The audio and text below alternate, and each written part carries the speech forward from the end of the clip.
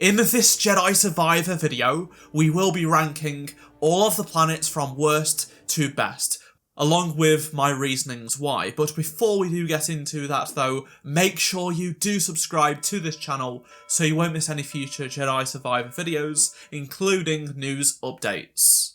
So all of the locations in this game are pretty damn good in my opinion for the most part. There aren't too many bad things about them compared to say Fallen Order. Respawn just evolved the game in pretty much every way. They listened to our feedback and just made a far superior game, especially when it comes to map design. The worst planet in this game is not necessarily really bad, it's just basic, so no hard feelings towards TANALORR. This planet that was the MacGuffin, the one that we were chasing throughout most of the game. But it's just basic, that's what it is. Not that it's really bad, it's just so small and was used as a corridor to take you from the Mantis to the final boss battle location. It looks visually fantastic, it just is. It's got great colours. It is different enough from a lot of planets that we've gotten in recent Star Wars canon across the various forms of media. The only planet I think it resembles in any way is Pilio from Battlefront 2. The singular path to the Jedi Temple is just boring in my opinion. It's fine, but could be so much better. Just having a couple of different paths instead of a singular path would make things more interesting. There are just 2 sections with 3 and 2 collectibles each, respectively. One of the most interesting things about this planet is that there is a crashed Nile ship from their attack that happened during the High Republic era. I really do like this, and I would like to have seen more of this kind of stuff around this part of TANALORR. There is no wildlife to interact with, nothing interesting, nothing special. Just one species of creature that is hard to find would be cool, because there are birds flying around, but you can't interact with them.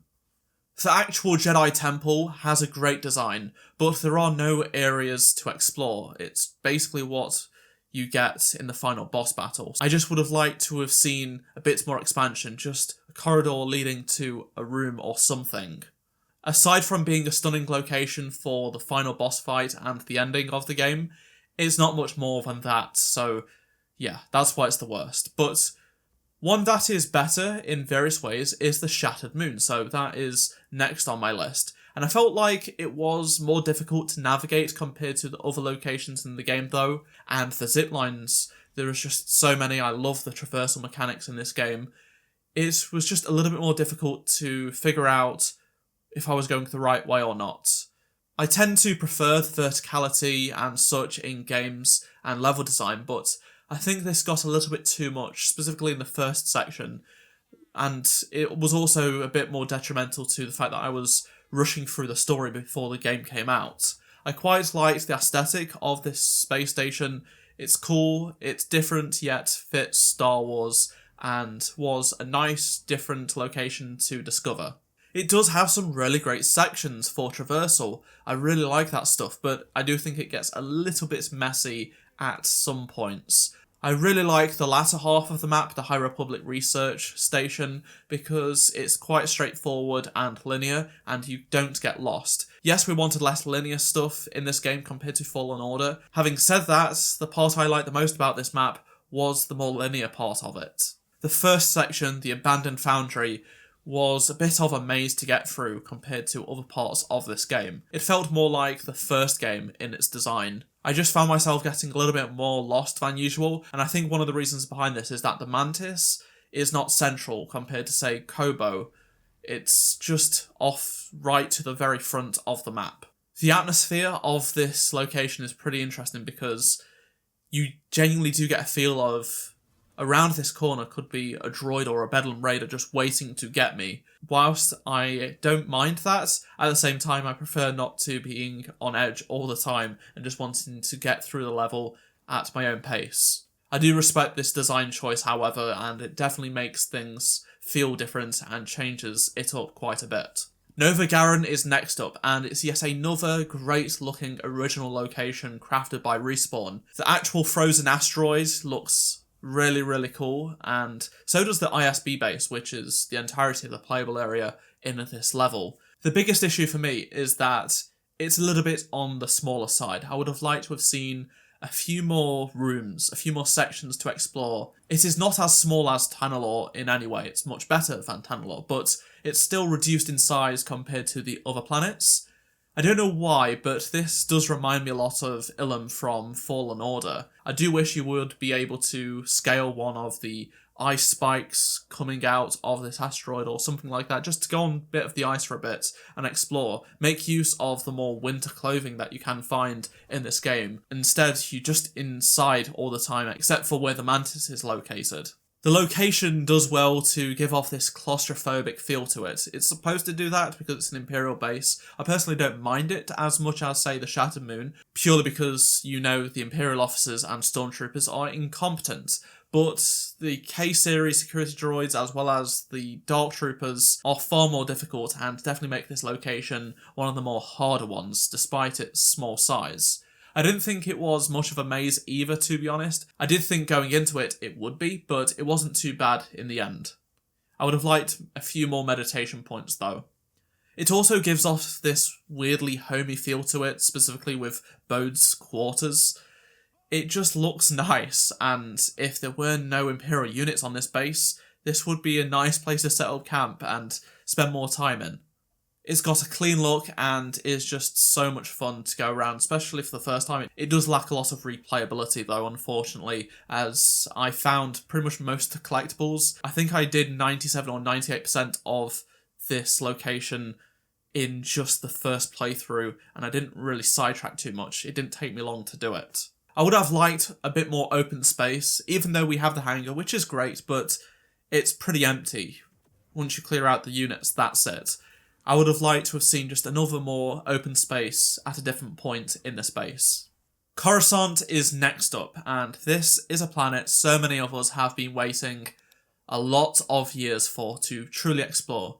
Whilst LEGO Star Wars The Skywalker Saga delivered it in an incredible way, it's not a photorealistic game, and this is really what we've been waiting for. Respawn did it justice in terms of how it looks. It just is stunning, and they nailed the aesthetic of the underworld here. Even though we only get to see a small fraction of it, it's still really, really good. My only real complaint is that there isn't more to explore of it, to be honest, because they gave us really interesting things like a meat factory, to streets with diners and bars, but I would have liked a bit more of that. It does feel like a starter planet. That's what it is after all. It's the beginning of the game, but it needed a little bit more in my opinion. I want to say that I did like the starting section of this game where you are handcuffed as Cal and you have to walk in a linear direction. So it's a shame that when I went back to explore Coruscant a second time after I completed the game, I couldn't explore that area again. I had to start the game again and just go through the motions. I would have liked to have seen that area explorable for a second time in the open world. Even though it is far more linear, just having maybe an extra collectible or something a little bit different to change things up would have been a nice touch, and to go back there for good photo opportunities. The only way to do that now is start New Game or New Game Plus. Also, the Mantis is disconnected from various parts of the map. I would like to have had a way to go from the Undercity to the Mantis, because you could have had a zipline or two here. Sometimes you don't want to use a meditation point all the time. You just want to go from this section to this section, and it feels like a missed opportunity not to have the Mantis connected to the Undercity area. This level doesn't feel entirely complete in my opinion for this reason. The same could be said for the rooftops, to the Undercity meets, and also access to the landing pads with the Senator's yacht on. You cannot go there when you are exploring the game after you've completed the first section of Coruscant missions. Aside from that, there are some really cool sections. I love the street section. NPCs, it feels lifeless compared to KOBOH. Like, there are people living in this location, but yes, the Empire are in this district, but there are still plenty of speeders flying around, yet no one to be found. The runner-up in this video is JEDHA. Even though what we saw of JEDHA and Rogue One is vastly different to this game in terms of its location, I'm still glad that we got a different part of JEDHA. We didn't get JEDHA City. It was really, really awesome to see. It still maintained what we expect to see from JEDHA whilst being different, and I like that. It's a huge planet compared to the others, and yes, some of it is down to its really long paths that do require a spammel to navigate, but it's still really fun to go around. Compared to the other locations I've already talked about in this game, this one doesn't feel like a Jedi Fallen Order planet. It feels like an actual open world that you can go and explore. I'm also a fan of the puzzles that they put in. I just like how they were implemented, and they were a lot of fun to do. My only real complaint with this planet is that there were some areas, such as this bridge section, that were somewhat harder to navigate compared to others. Most places were easy to get around, but I felt like I was going the wrong way and not really going to where I wanted to go. I think this would have been fixed with more meditation points in these sort of areas. The movement mechanics in this game really evolve in this planet, so it allows for some really epic sections of traversal. Some of the sections that feature, say, a ridge or a cliffside that require you to scale them by climbing typically work well. I do feel that sometimes there needs to be more meditation points here though, because it was a bit of a chore trying to backtrack and whatnot to get around these areas. It is no surprise that the best location in Jedi Survivor is KOBOH. Given its sheer scale, it just has to take top spot. And it's not just because it's the biggest planet in terms of size. You could have a humongous planet and have nothing of substance in it. However, KOBOH delivers on every front. Each section is just full of surprises and things to do. There is a great variety from the Separatist Lucrehulk to Rambler's Reach and the Observatory. You'll even find below the surface caverns and a deep mine going far below. The difference in locations is stunning. You have a forest, which is significantly different to Prospector's Folly and even Viscid Bog. You can spend time just sticking to one of these areas and go and explore another area, and you'll still be on the same planet and feel like you've spent meaningful time in each of these locations, a good couple of hours or more. Some of these sections will feel like a different map almost, and each of these sections have smaller sections included in them, such as Swindler's Wash and Fort Carlin in Rambler's Reach. For me, the open worldness of Rambler's Reach is something that we have been longing for however many years. NPCs just wandering around, going about their day. They may offer you missions and things to do. There are shops and other buildings, things to explore. You'll find enemies patrolling, but they'll also fight amongst themselves, and you can third-party them. It's just something that's been missing from Star Wars games for so long, and Jedi Survivor did a fantastic job here.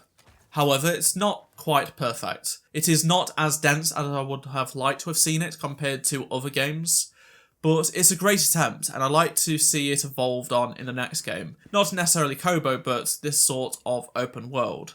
Even just using the cantina as an example is fantastic. It's one building, yet has so much on offer. You have the garden, holotactics, the main bar area, Greaser's living quarters, the caves below, and more. There are stables nearby. I think this is the greatest location in a Star Wars video game ever in terms of gameplay. A few years ago, this could just have been a game itself, just this planet of KOBOH. None of the other stuff, but Respawn delivered this and more. This is how you do a location in a Star Wars game. Honestly, I could talk about KOBOH for hours. It is just that phenomenal. It's evident that most of the time in development was spent on this planet because the other locations are just nowhere near as big and just a fraction of the size of KOBOH. I'm not sure if removing sections of KOBOH to make other planets in this game bigger would have necessarily been a better move to do, because KOBOH has so much life compared to the others. KOBOH has a lot more to offer, and every area just fits right. Taking one of those areas out and adding another section to another planet may not have been the right choice, even if I do say want more of Coruscant. Respawn have such a tough act to follow with their next game, because they've somehow got to outdo themselves with KOBOH. They could improve it with more NPCs, better performance, and things like that, but the sheer amount of content is going to be a tough act to follow, that's for sure. there is good variety and narrative to the stuff you can do in this world and game as well compared to other games. So those are my thoughts on the planets and locations in this game. I'd love to hear your thoughts using the comment section down below. And if you enjoyed this video, please do drop a like, subscribe so you don't miss any future videos like this one. And if you did miss any of my previous videos, click on the playlist on screen right now, and I shall see you in my next Jedi Survivor video. Goodbye.